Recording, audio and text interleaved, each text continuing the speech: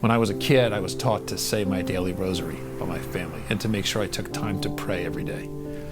And as I've gotten older, that's become part of who I am and what I do. My father was a daily communicant, God rest his soul, and he taught us the importance of receiving Christ. That I asked him once how Mass was. And his response was something which has stuck with me my whole life. He looked at me and said, "How was Mass? Jesus came." And that's how you stay strong. You keep an eye on Christ. I think the biggest factor that Catholic schools have to improve in is getting the word out. I believe that most students who go to public education have not looked at Catholic schools and rejected it. They've never even looked at Catholic schools. They don't know it exists. We have to find ways to get in front of people and to help them to understand there's a better option. The key is to start with desirability. And then when you find out that it doesn't cost as much, it actually makes you feel better.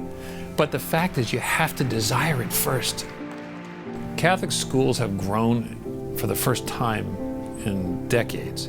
Catholic schools are more clear about who they are. They're open to this idea that our schools exist to bring the light of the gospel to everybody. When you're living in a world that's filled with confusion, somebody who can show you the way is someone you want to be with. You know, there's a bunch of different ways you can measure the success of a school. You can measure it financially.